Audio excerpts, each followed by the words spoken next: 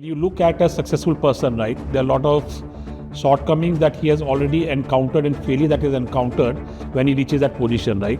At the age of 2, I lost my voice. If I look at my parents' pain, they were at a verge where they wanted me to be admitted to a school. That was one of the biggest, incident that happened in my life. At the age of 12, when I was playing cricket and, I had just bent to take the ball, and suddenly there was a back pain and I was bedridden for around 21 days. My father used to carry me on his shoulders to every hospital nearby, and my father was talking to the doctor and he said, okay, I think so there's a problem with his legs and it has to be amputated. Always have positive faith and things will come back. Build trust with all your stakeholders. Focus on things, right, and focus on your intimacy piece of it. Respect has two connotations, right? One is either you can command respect or you can demand respect. Voice of customers can be stakeholders. Listening is very important and your voice of your customer is very important.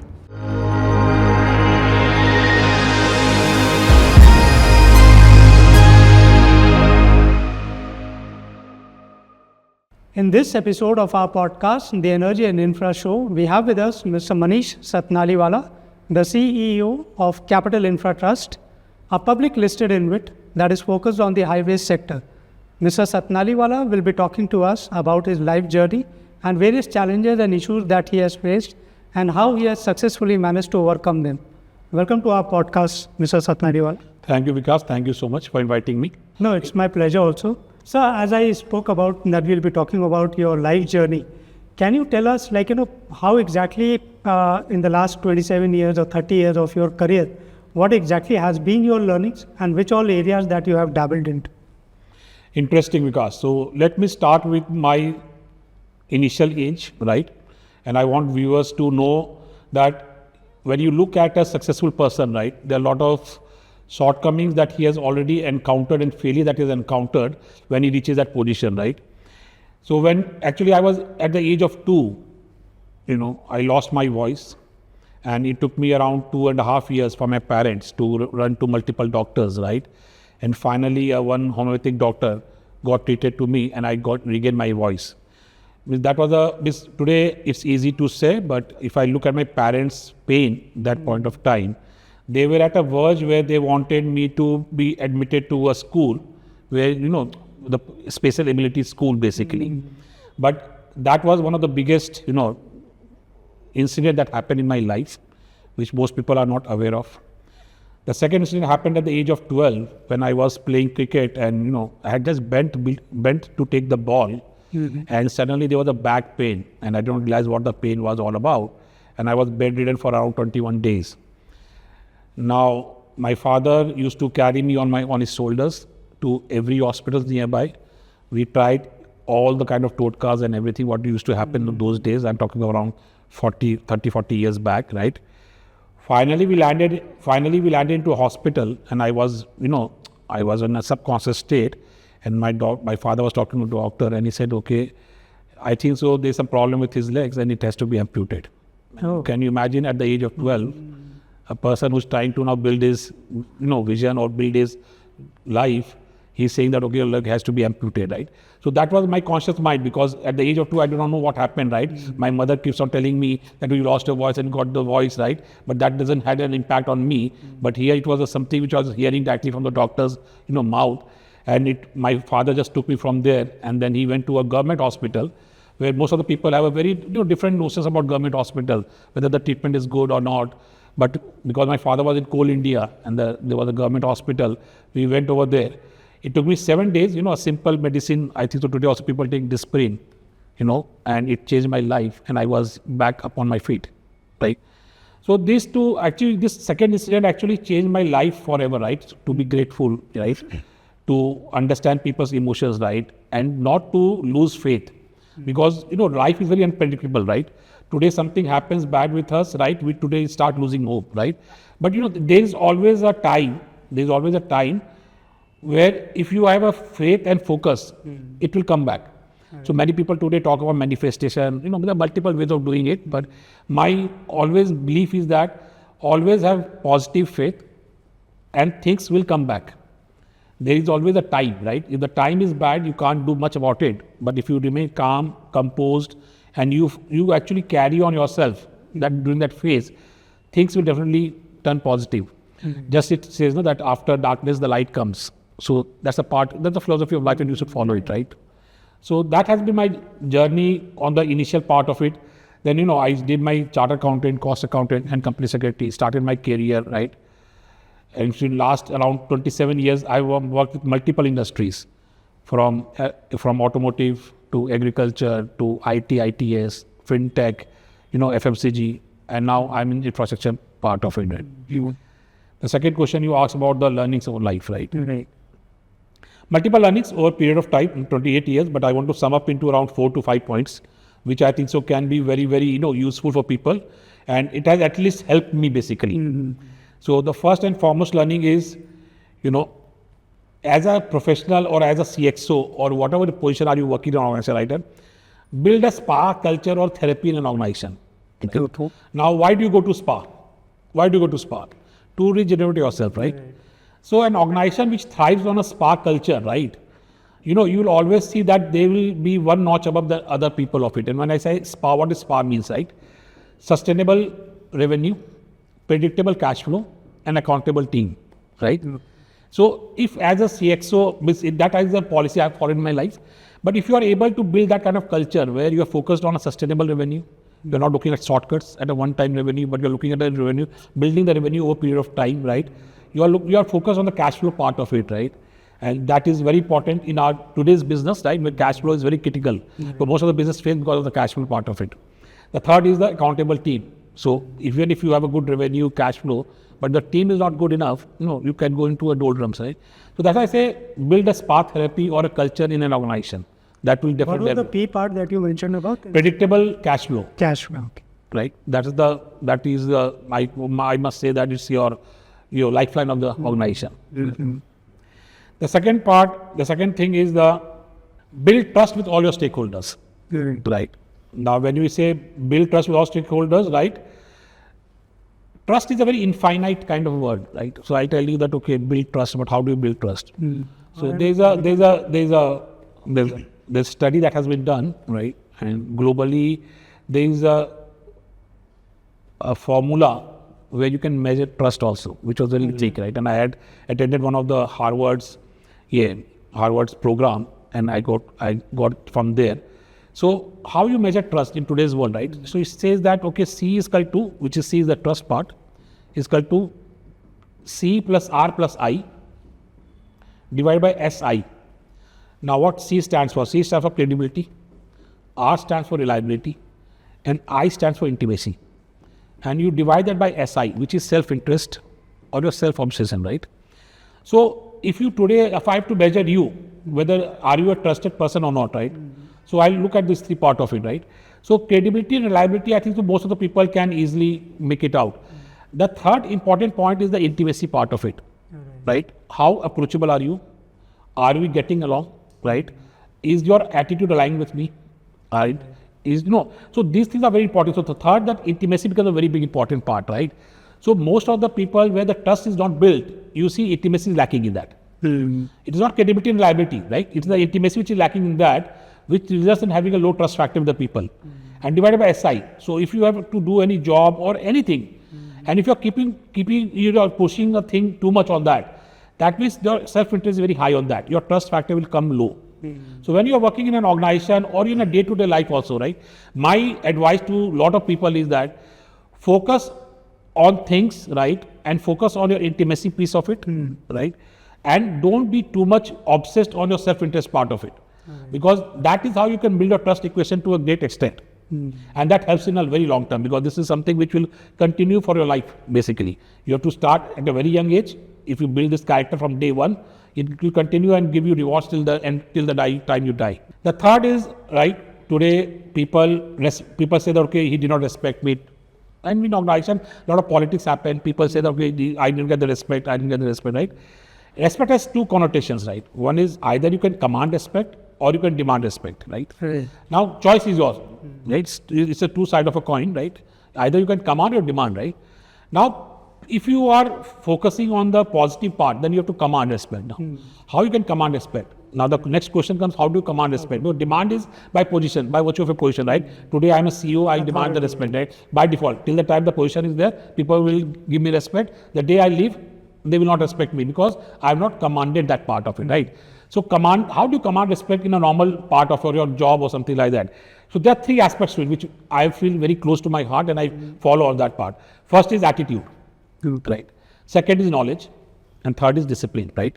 So you will see most of us in our day-to-day lives also, or in organization also, right? If you see somebody who is very disciplined, right? He comes at 9, goes at 6, right? His table is clean, right? So he follows a very disciplined lifestyle, right? People get very attached to him. They feel, okay, yeah, this is the guy I want to be, and he commands respect because of the discipline part of it, right? Then the second part is knowledge, right? So I have a particular knowledge in certain area. There are certain people certain knowledge on certain area, right? People get connected to that part of it because people who are knowledge seeking, they will command respect from the people who have that knowledge, right? So that's what. The third is attitude, right? So when I say intimacy and attitude, both are almost similar, right? So attitude makes or breaks, right? So for me, the top priority is attitude. If your attitude is good, right? And if you're able to handle a situation in the right frame of mind, right? Well, a lot of times we come to a situation which is not as per our thought process, right?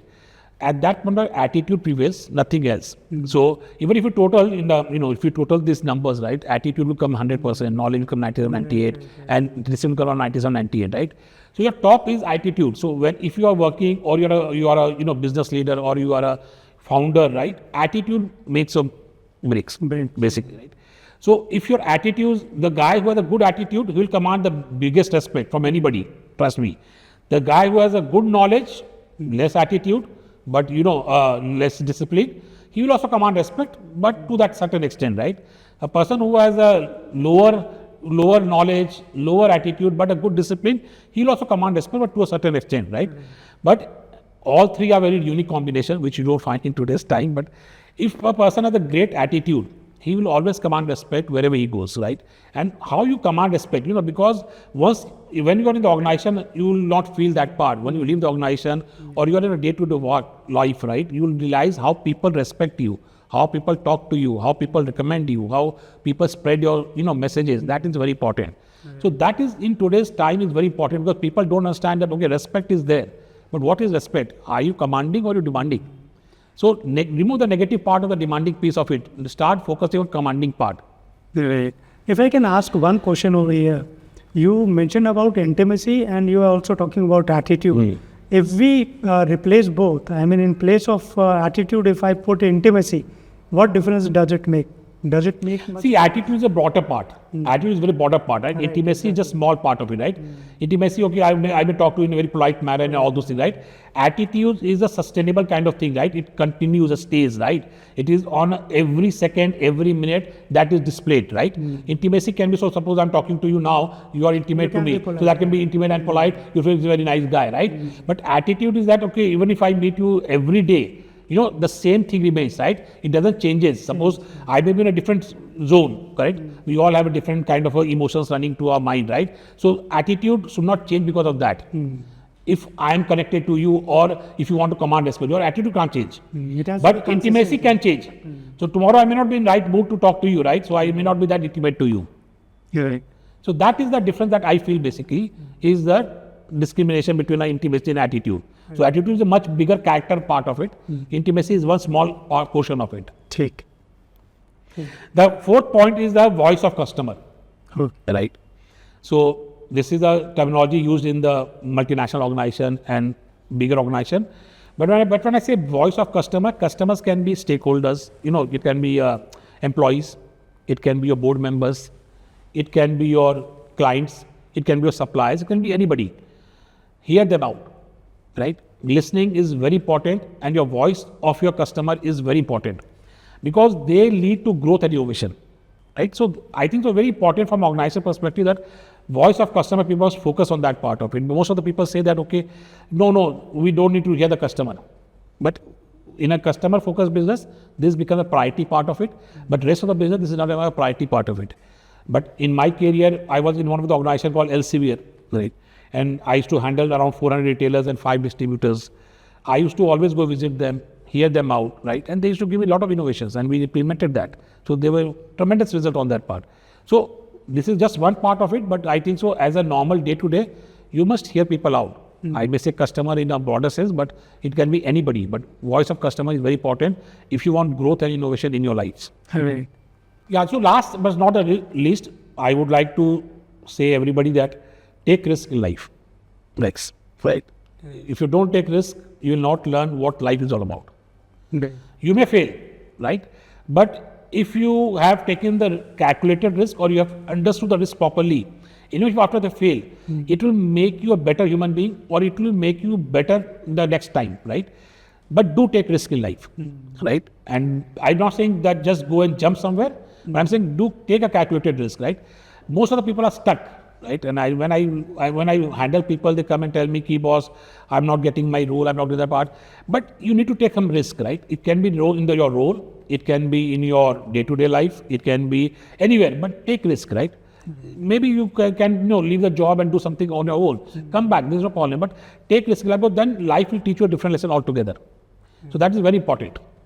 For current generation people, I mean, one major issue that they all are facing right now is, lack of patience. And they are jumping places, they are going to various organizations. What among these you would suggest them, like they should follow? And that can be like, a single mantra for them to succeed in. So my answer is already embedded that you asked just now, right? It's attitude, right? So I think so they have to build their attitude, right? Okay, because I see a lot of youngsters also today, right, are having a lot of mental stress now. I was watching Kapil Dev's one of the show and he made a very good comment on that. Today's children say that, okay, I'm stressed, right? Your father pays for the bill, right? And he was making some comments on that part. It was very unique, right? And I truly agree with him. So today's generation, right, if they are mental stressed now, right, life is going to be tougher and tougher. So you have to, build an attitude to combat that, right? It can't be built in a day. It has to be a periodic, development that has to happen. Talk to your friends, talk to your family members, talk to your parents, right? But build that attitude, and that will actually help you to become a better human being and become a better professional in the future years. Correct. You spoke about risk also as a major, people should take risk as an important factor for them to develop and grow in life. So I remember that you have also ventured into several startups. Correct. So if you can talk a little bit about those startup ventures that you took and how it has helped you kind of motivate yourself. Yeah, see, actually, every professional, I think so, if I connect with them, will come a phase in their life, they say that, okay, I'm stuck in the job. So that similar phase came to me also, right? And I thought that, okay, let's try to do something on the startup because this is the right age. If I don't do now, then, the time will go away, right? So there were great ideas, when we wanted to create a platform, integrated platform. I had ventured into that part. That did not work out in 2016. Then I tried a different business model in terms of craft deal was a venture that we wanted to do. We wanted to export the, Indian handicrafts to the US market, right? That somehow did not materialize, okay? Then I made an investment in a startup, in a fintech startup, right? And fortunately that worked out for me, right? So, when I said take risk, right? So I had, a very calculated risk in my portfolio, right? I knew that this is the cash flow I have to invest. And these are the businesses I will venture into out. If any one of them also gets succeeded, I'm done. So to that extent, I will say that, okay, my theory or my thought process has paved for me, basically. But, it was important for me because that gave me a better understanding, okay, whether a startup is a cup of tea for me or not, or I need a bigger platform to work upon, right? So then I thought that, no, it's better to be on a bigger platform rather than to be a founder as a startup, because maybe I don't bring that mindset or attitude of that part of it, but I can be more good as an angel investor, a passive investor, rather than being somebody who's driving a business, something like that, from a startup or founder perspective, basically. So after that, you moved into InvITs.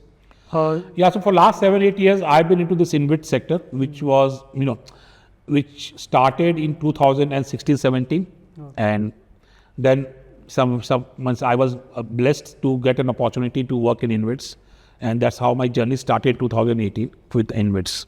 Okay, and right now, for our viewers also, if you can explain, like people are investing into equities. They know what equities is. they're investing into shares, various shares, the whole shares.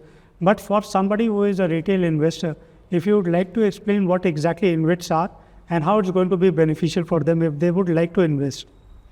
So let me ask you a question. Do you invest in mutual funds? Yeah. Right. So, mutual funds are for common class of all assets, right? Okay. InvIT is similar to a mutual fund, but only focused on infrastructure assets. Cool. So any infrastructure assets which has a completed and revenue generating asset, right? You can create an InvIT out of that. No. Okay. And why InvIT was formed, why this regulation came? Because this concept is already there in Australia, in US and everywhere, right? Okay. The intent of breaking this was because we needed a lot of growth capital, right? To unblock the developers' capital and develop the economy, because infrastructure plays a bigger role in the overall GDP of the part of it, right? And InvIT became a big monetization tool, right? Because being a ring fence structure, right? Because SEBI is monitoring it, right? Unlike a normal company where MCA monitors, their SEBI monitors it, right? Secondly, it's a listed instrument. So that's the second advantage, right? Third, it has a mandatory cash flow distribution. So you will get some return every year or not. There are two types of InvIT. Private listed gets around once a year, at least once a year. And in case of public, it is around twice a year, which is the minimum prescribed guideline. But you can also do more than that. So most of the InvITs today are doing 4 times a year. Okay. Correct? Quarterly. Yeah. So there's a distribution also, right? And it's a very ring fence structure, right? So and more global pension funds, sovereign funds, they are more interested in this kind of instrument, right? So the moment the InvIT started, right, you see a lot of capital coming in. The developers started unblocking their capital, right, and reinvesting into the new projects, right? And that's how the economy will grow, and that's how infrastructure as a whole will boom in the country, basically. And what are the kind of projection or the target that you see for InvITs in terms of contribution to the GDP? Right now we are looking at GDP going to 7 trillion by say 2030. So what are the kind of contribution we can expect InvITs to kind of bring to our GDP? See, it's very difficult to answer from that perspective, but I give you a different thought process into it, right? 1985, the mutual fund started, right? And at that point of time, they were not so much of social media or dissemination of information to that part, right? But mutual fund also took their own sweet time to develop, right? Okay, to engage people, to develop their knowledge and all those things. But today it has become such a huge industry from the investment perspective, right? For normal retail investors and other part of it. InvIT in a very short span, right? From 2017 till today, it has become a huge investment opportunity now, correct? And if I look from that perspective, it is going to double or triple in next 5 to 7 years, right? So I can't specifically put a number to how much is a part of GDP, but it will definitely be one of the biggest monetized instrument for contributing to the GDP of India for in 2030 or 2047, which is Bharat, for sure. What kind of awareness is required for them? So I think so.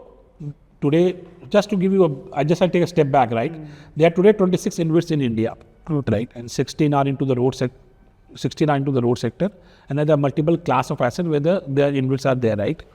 Now, not all are public listed InvITs, so there are only 4 or 5 public listed InvITs, and in retail investor can only invest in the public listed InvITs, right? On a private listed InvITs, you can come as an individual HNI, but there is a ticket size that you have to invest onto that part of it. But if you look at a retail investor, right, this is the InvIT as a instrument is a very natural hedge between debt and equity. And when I say natural hedge means you will not get a return like equity, but you will always get around 200 to 300 basis point better than a debt instrument.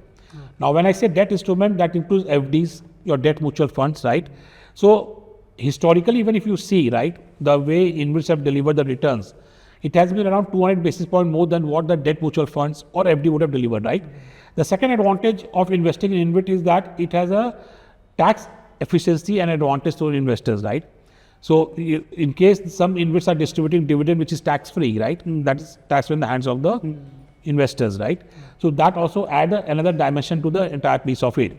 Now today, because we have an association also, Bharat InvIT Association, right, which has been formed with the guidance of SEBI, right? So they are also now, propagating this product, right? And we as a community are now, going across and telling people that, okay, InvIT as a instrument should be in your portfolio, right? I'm also an investor, right? I'm maybe a CEO of a company, but I have my own personal portfolio also, right? Today, I would also like to see that, okay, around 20 or 30% of my portfolio should be constituting an InvIT piece of it, right? Or other way I can say that whatever money is there in the FD and the debt mutual funds which are there, right? I would like to shift that to the InvITs part and see how can I, enhance my return, right? Without de-risking my portfolio. Right. Right? In an equity, there's a lot of risk, right? So, lot of investors are there who are very on a high risk, high return. Then you go to equity, right?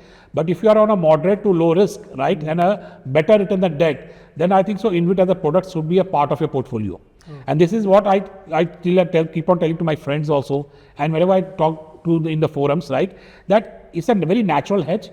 Don't worry about the instrument as such, right? If you are invested over here, right, try with a small amount, see how it performs, right? And then you slowly and steadily start getting that interest part of it. SEBI has been very, very positive about this product, and they have been making regular, changes as per the demand of the industry. BI Association has been also very participating actively on that part. So as a product, I think so the government is ensuring that this product actually becomes a very successful one. It has been till now, right? But I think so the only challenge that I see today is that there are only 5 public InvITs. As we see more and more public InvITs coming up, with the more and more retail participation happening, right, this product will gain more momentum, right, and people will start having much better understanding of it. I always keep on telling to my friends and family, invest a small amount because it's a substitute to your debt and FD kind of portfolio. Look at how it performs over a period of time, and then you slightly build up on that part. But today, because there is a lot of information available in the internet, right? But most of the retail investors are not aware exactly how the product functions basically. So that is one area where the more and more focus from association, from individual InvITs, right, is going to happen. SEBI is also playing a bigger role on that part of it, right? So that is, I think so, is a time to see. But this is a product, right, for infrastructure, right, where an individual investor can own certain portion of the infrastructure asset also. At the same time, they get around moderate to low risk, right? They get a great return, basically. Okay, one last question I would like to ask. There is a lot of debate right now happening as far as work-life balance. People are talking about how many hours you should work in a week. People are talking 70 hours, 72 hours also. So being a leader yourself, being a CEO yourself, what's your perspective on that? How much people should really work, or you have something else to talk about? So Vikas, so I don't want to comment too much on this part, but I think so a lot of great leaders have already given their perspective, right? It has gone across. But my only one take is that, okay, hours doesn't matter, productivity matters, right? So there are times when you have to invest more than 70 hours in a week. There are times when you have to invest more than 50 hours, less than 50 hours in a week, right? Today, if you look globally, if you look at, right, the standard are 40 hours per week, right? But, that's a standard part of it, right? But in case there are work to be done, you can go beyond 70 also. In case there are not less work, then you allow the employees that, okay, it can be less than 40 hours also, right? So you create that work-life balance in the employee mindset, right? But if you're saying that it has to be continuously 70 hours, then you are going to burn yourself, right? Yeah, on a startup ecosystem, maybe people have a different perspective on that part of it. But my sense is that 70 hours on continuous basis is not a sustainable solution. There has to be a mix and match, right? Okay. Just like we talk about a hybrid model between a work from home and the office solution. There has to be a hybrid on this part. If there's a work, if they are committed, people have to do 70 hours, they have to do 70 hours. When there's less load of work, then they can do in 40 hours also, right? So overall it balances out. So interesting, sir. It was an amazing discussion that I had with you. And I'm sure that the formulas that you gave on trust and respect, I'm sure all those who hear this, they are going to follow it throughout their life, and it's going to help them and guide them out. Thank you, Vikas, for inviting me. Thank you so much. Thank you so much.